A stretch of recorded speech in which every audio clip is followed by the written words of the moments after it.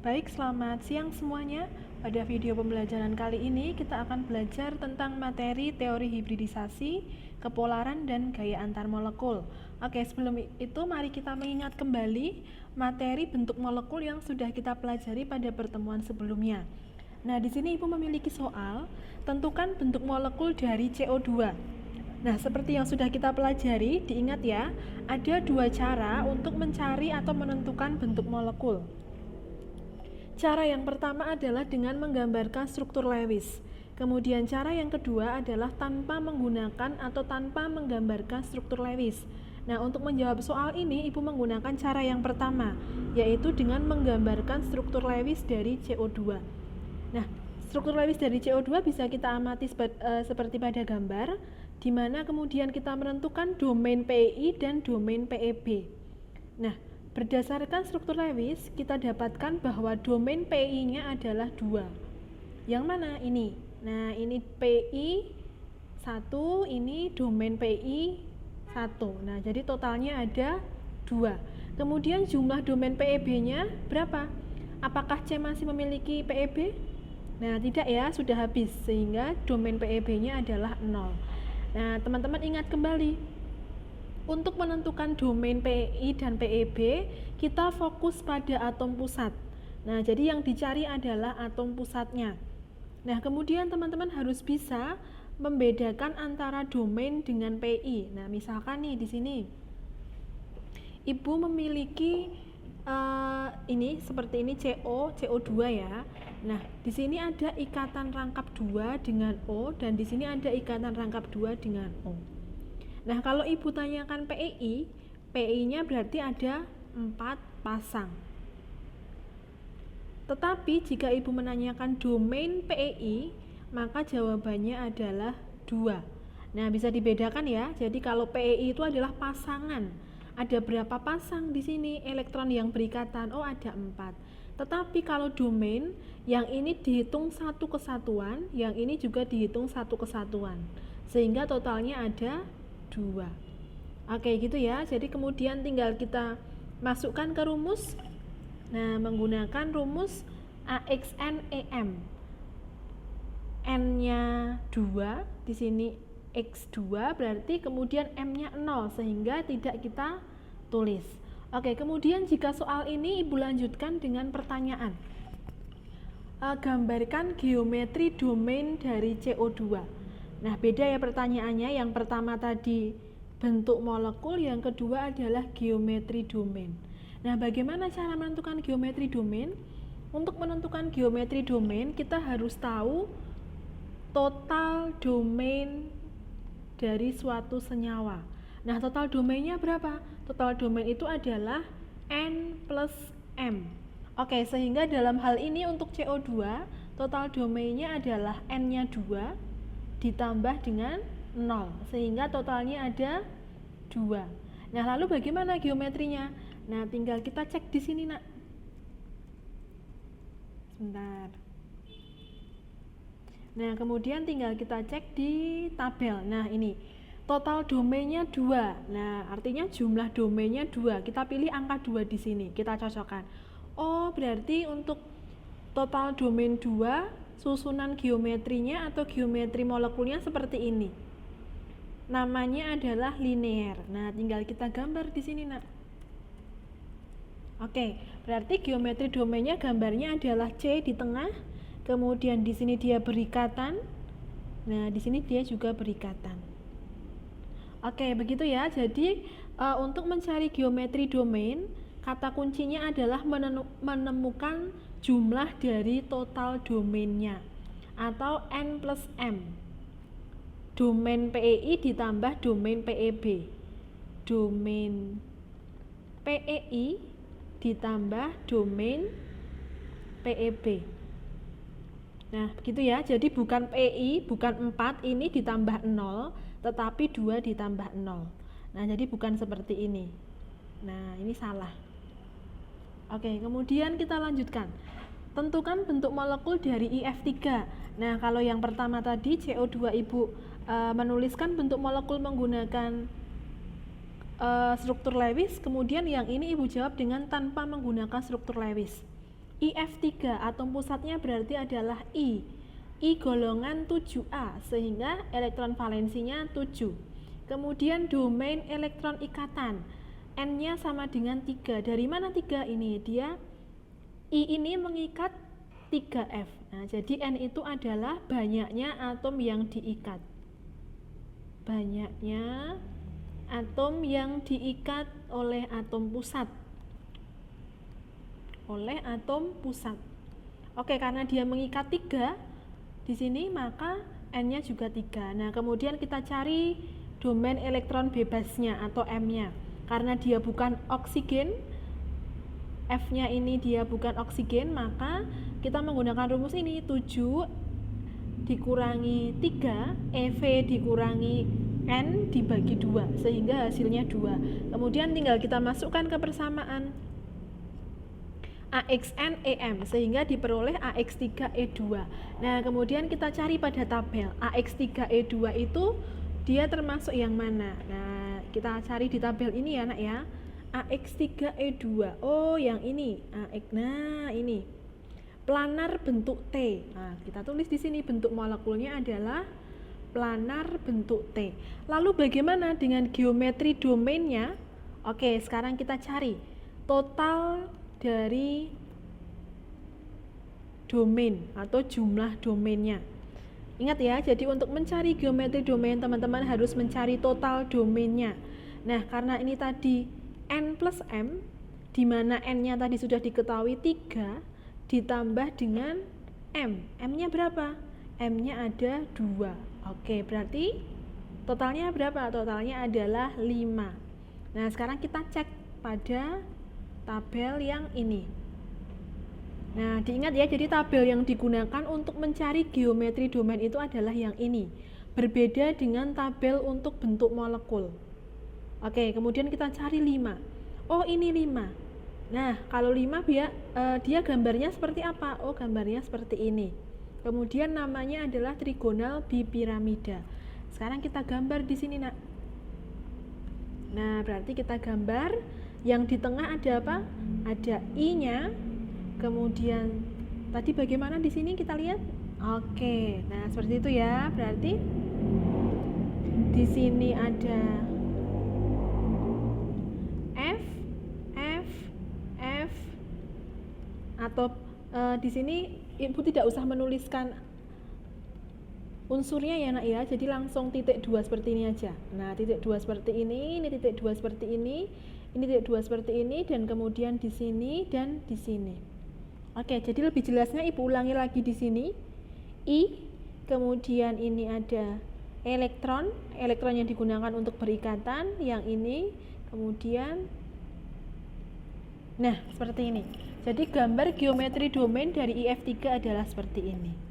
Nah, jadi harus dicari dulu total domainnya.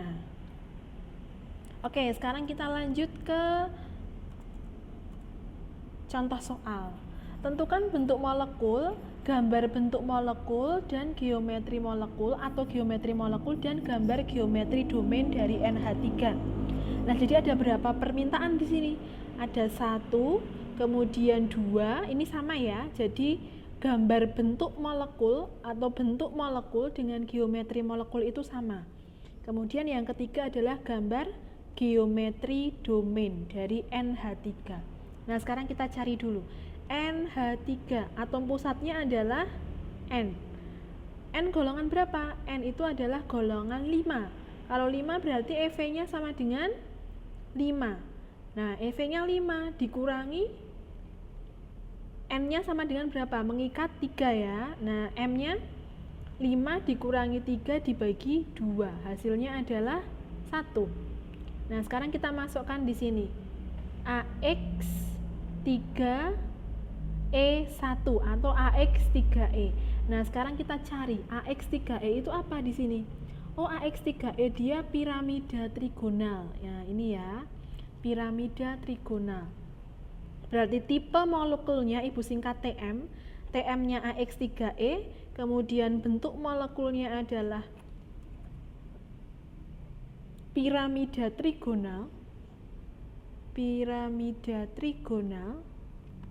Kemudian nanti untuk bentuk molekul atau geometri molekulnya teman-teman bisa lihat sendiri pada aplikasi yang sudah Ibu berikan atau pada sumber belajar lain.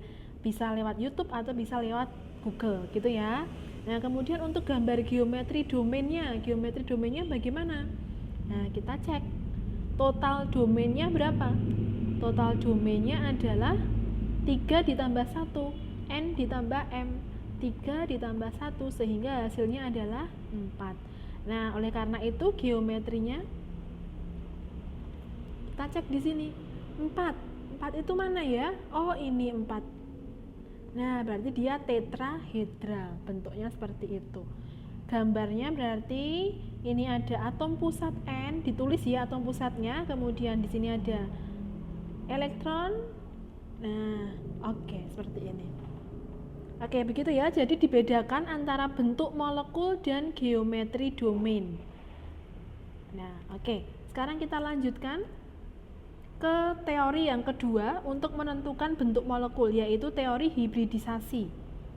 Apa itu hibridisasi? Hibridisasi adalah peleburan orbital-orbital dari tingkat energi yang berbeda menjadi orbital yang energinya setingkat.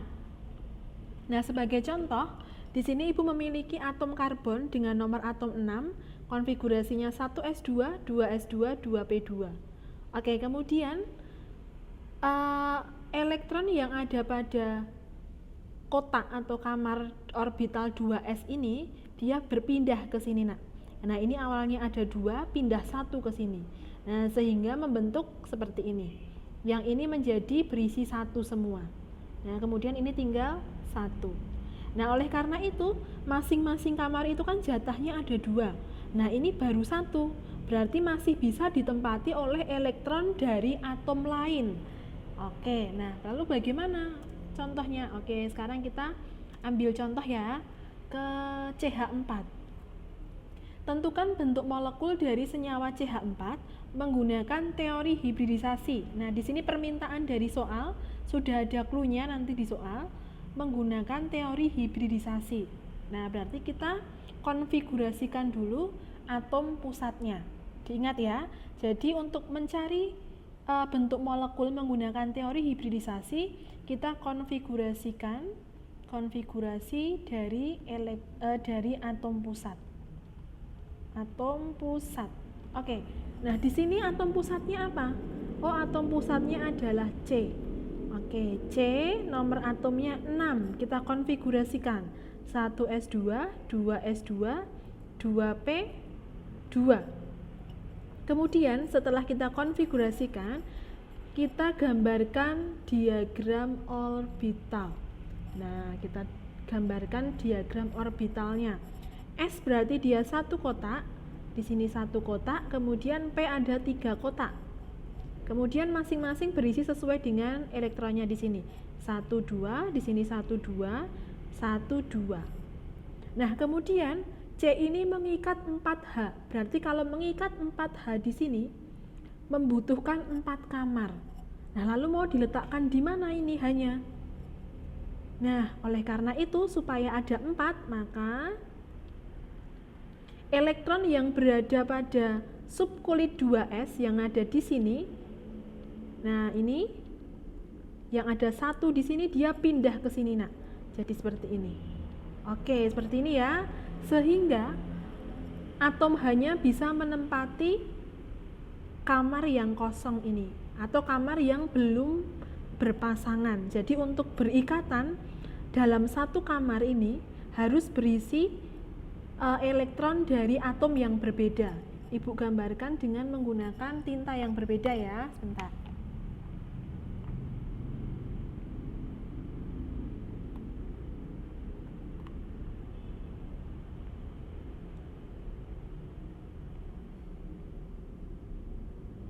Sebentar.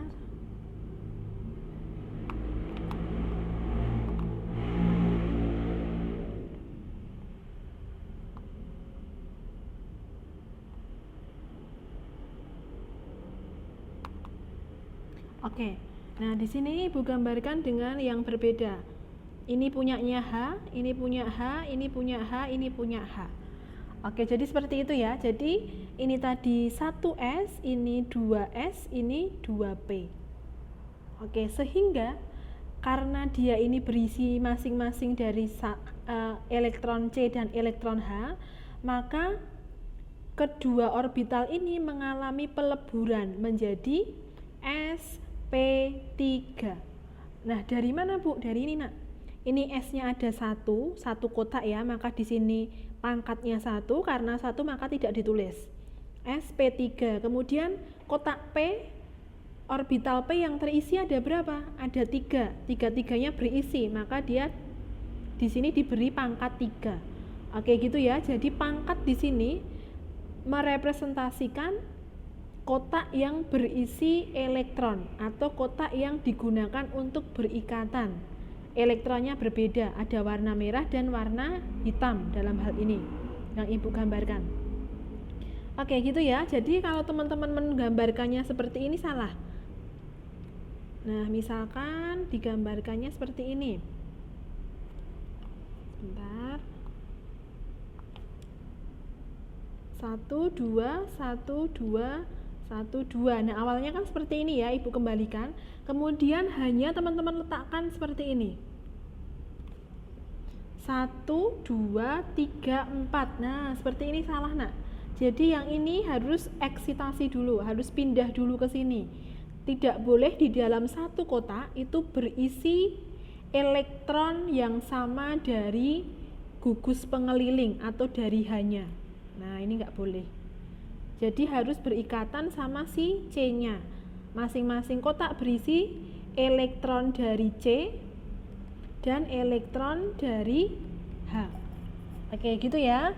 Nanti silahkan teman-teman kerjakan tugas 10 yang sudah Ibu berikan untuk lebih memahami bagaimana cara menyelesaikan soal hibridisasi.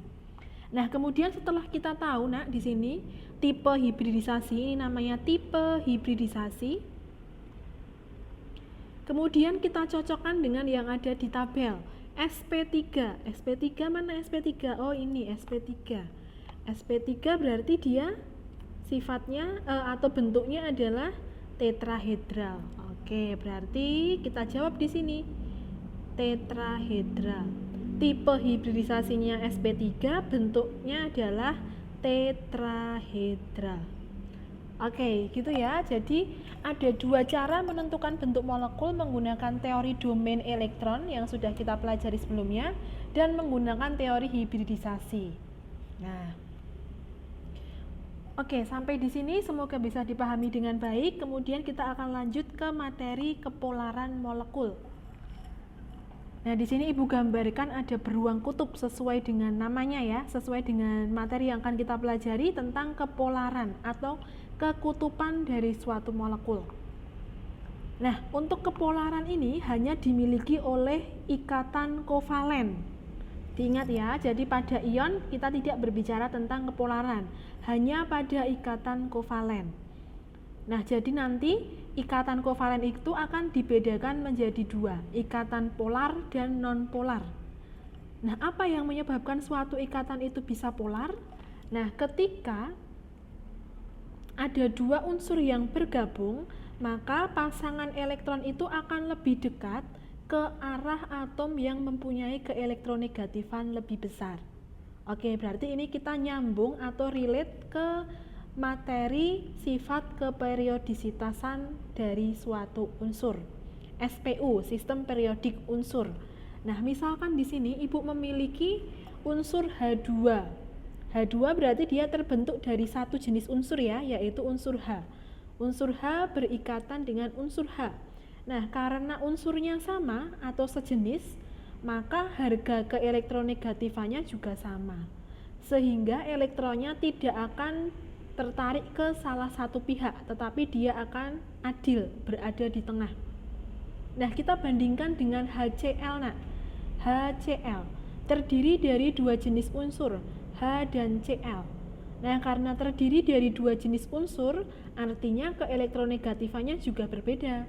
Nah, kalau kita ingat kembali ini, untuk mengingat itu, ini keelektronegatifan.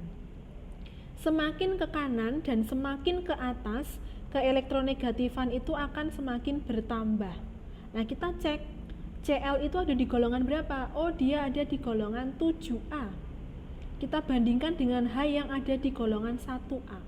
Nah, kemudian kita pahami menggunakan ini tanda panah ini 1A dan 7A, keelektronegatifannya lebih besar mana? Oh, lebih besar yang 7A. Nah, karena dia lebih besar si Cl-nya, maka elektronnya akan cenderung tertarik ke Cl, ke yang lebih besar. Oke, jadi tertarik ke sini. Nah, karena ini tadi elektronnya tidak tertarik kemanapun atau tetap berada di tengah, maka ini namanya adalah ikatan kovalen nonpolar. Kemudian untuk yang HCl, karena pasangan elektronnya cenderung tertarik ke Cl, maka namanya adalah ikatan kovalen polar. Gitu ya, jadi bedanya seperti itu. Nah, ini untuk yang harga keelektronegatifan, kecenderungannya. Kemudian kita masuk ke molekul polar dan nonpolar. Nah, jadi tadi kita sudah berbicara tentang ikatan polar dan ikatan nonpolar. Apakah ketika suatu molekul itu terdiri dari ikatan polar, maka molekulnya juga bersifat polar? Nah, kita akan pelajari di sini. Molekul dengan ikatan polar dapat bersifat polar, dapat pula bersifat nonpolar. Nah, jadi kalau Ibu gambarkan di sini,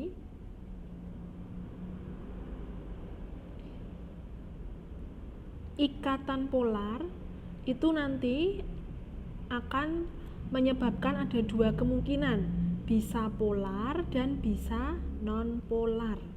Nah, lalu bagaimana? Tergantung dari bentuk molekulnya.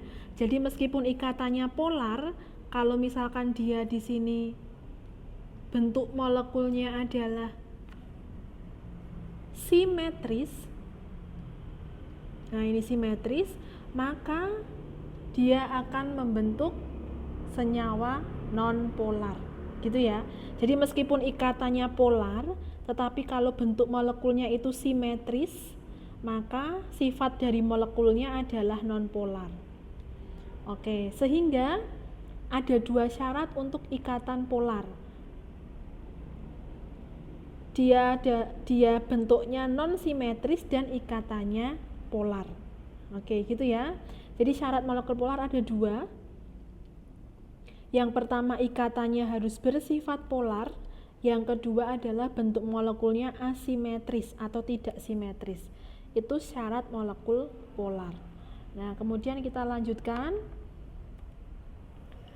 Molekul akan bersifat polar jika resultan vektor-vektornya tidak sama dengan 0. Nah, ini yang Ibu sampaikan tadi. Kalau resultannya 0 berarti dia simetris. Kalau simetris berarti dia non-polar. Kita ambil contoh di sini H2O. H2O di sini dia bersifat polar karena bentuknya adalah asimetris. Kemudian yang BCl2 nonpolar karena bentuknya adalah simetris. Di sini bentuknya asimetris. Nah, yang ini adalah simetris. Oke, gitu ya. Kemudian bagaimana cara kita menunjukkan bahwa suatu senyawa itu polar atau nonpolar? Kita bisa melakukan menggunakan praktikum di laboratorium. Nah, harusnya kalau misalkan kita tidak lagi pandemi, kita akan melakukan praktikum ini.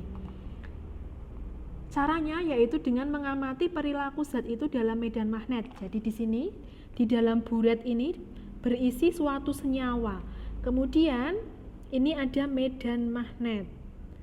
Nah, medan magnetnya ini kemudian didekatkan dengan aliran airnya. Apabila alirannya membelok, berarti dia bersifat polar. Apabila alirannya tidak membelok, berarti bersifat tidak polar atau non-polar. Non-polar. Oke, gitu ya. Diingat, jadi kalau membelok berarti dia polar, kalau lurus atau tidak membelok berarti non-polar. Oke, sekarang kita lanjutkan. Nah, ini satuannya menggunakan dipy atau D, disimbolkan dengan D. Kemudian kekuatannya itu disebut sebagai momen dipol atau mu ya. Momen dipol sama dengan Q dikali R. Nah, ini adalah momen dipol dari beberapa senyawa. Semakin besar momen dipolnya, artinya dia semakin polar. Nah, jadi kalau misalkan Ibu ada soal, berdasarkan tabel ini ya, yang paling polar adalah yang mana? Berarti yang paling polar yang paling besar. Nah, yang paling besar yang mana? Nah, berarti yang paling besar adalah yang CH3 atau aseton. Nah, itu ya nak ya. Kemudian kita lanjutkan ke rangkuman dari suatu kepolaran. Rangkuman kepolaran. Oke, jadi kepolaran dari suatu senyawa kovalen itu bisa Ibu bagi menjadi 3 ya. Bentar. Kepolaran hanya dimiliki oleh senyawa kovalen.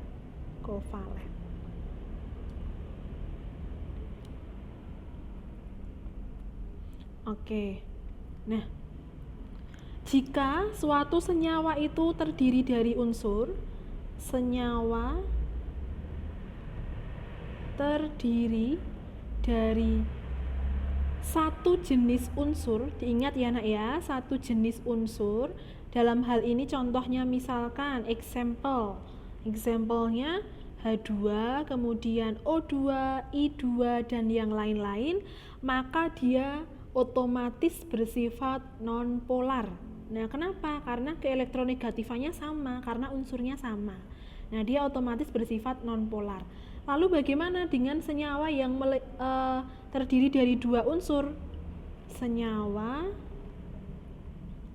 terdiri dari 2 unsur atau 2 jenis unsur. Nah, ini ada 2 kemungkinan. Kemungkinan yang pertama adalah bersifat polar. Kemungkinan yang kedua bersifat non-polar. Nah, lalu bagaimana cara membedakannya? Untuk yang bersifat polar, maka dia berbentuknya adalah asimetris.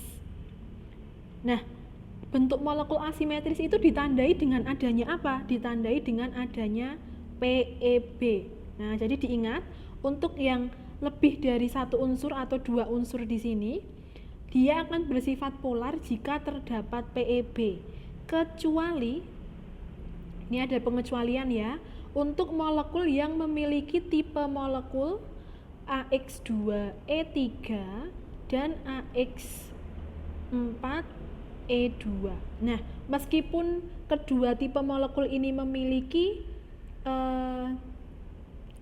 atau pasangan elektron bebas atau PEB, kedua jenis molekul ini dia bersifat non-polar. Oke, gitu ya. Jadi ini pengecualian. Kemudian bagaimana yang bersifat non-polar? Berarti dia syaratnya adalah tidak ada PEB. Dan yang kedua adalah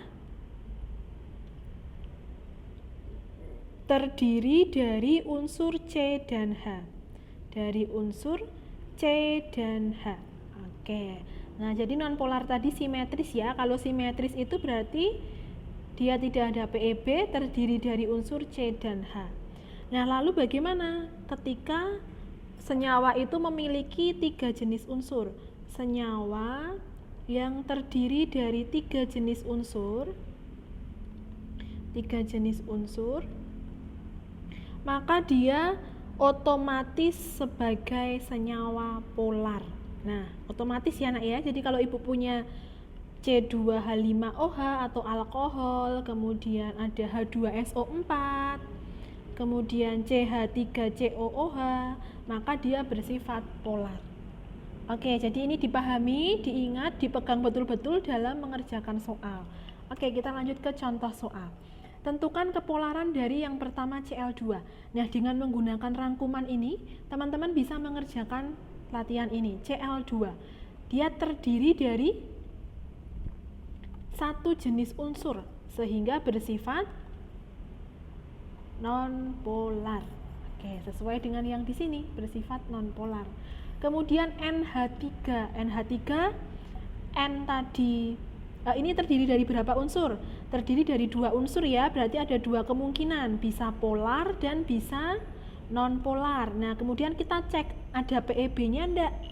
N itu adalah golongan 5A sehingga EV-nya sama dengan 5. Nah, dipakai 3 berikatan di sini. Dipakai 3. Berarti sisa enggak? Sisa 2 ya. Oke, berarti ada PeB enggak? Oh, ada. PeB-nya berapa? PeB-nya adalah 1 pasang atau 2 elektron. Nah, sehingga dia bersifat polar. Oke, karena dia punya PeB bersifat polar sesuai dengan yang di sini. Nah, kemudian PCl5. P golongan berapa? Ini juga sama, karena dia terdiri dari 2 jenis unsur P dan Cl, maka bersifat ada 2 kemungkinan, bisa polar dan bisa nonpolar. Nah, lalu yang mana yang betul, polar atau nonpolar? Kita cek PeB-nya. PCl5, P golongan 5, kemudian dipakai 5, berarti udah habis ya anak ya, berarti tidak ada PeB. Tidak ada PeB, sehingga sifatnya adalah nonpolar. Oke, nonpolar ya. Ya, kemudian yang XeF4. Yo, XeF4. Xe golongan berapa? Xe golongan 8, berarti dia elektron valensinya 8 ya, dikurangi 4. Nah, berarti masih ada PeB enggak? Oh, masih. Ada berapa? Ada 4. Kemudian dibagi 2, berarti ada 2 pasang. Nah, hati-hati, meskipun di sini ada PeB, tetapi kita ingat ke pengecualian tadi. Ada 2 macam tipe molekul yang dikecualikan. Ada apa tadi? AX2E3 dan AX4E2. Nah, kita cek. XeF4 itu berapa? AX dipakai 4 ya, dipakai 4 berikatan, berarti N-nya 4, E-nya 2 pasang, PeB-nya. Nah, berarti di sini. Oh, ternyata dia masuk pengecualian, sehingga AX4E2 bersifat non-polar. Oke, gitu ya. Jadi meskipun dia ada PeB, karena tipe molekulnya AX4E2, maka bersifat non-polar. Nah, harusnya polar ya karena ada PeB, tapi ini pengecualian. Oke, lanjut. CH4 terdiri dari unsur C dan H langsung, berarti dia nonpolar. Nah, sesuai dengan ini, C dan H berarti dia nonpolar. Oke, H2SO4 terdiri dari 3 unsur H, S, dan O, berarti bersifat polar. Oke, begitu ya nak ya, semoga bisa dipahami dengan baik. Nah, Ibu cukupkan sampai di sini, sampai kepolaran. Untuk gaya antar molekul akan kita pelajari pada pertemuan selanjutnya. Oke, terima kasih semuanya, semoga bisa dipahami dengan baik. Tuhan memberkati.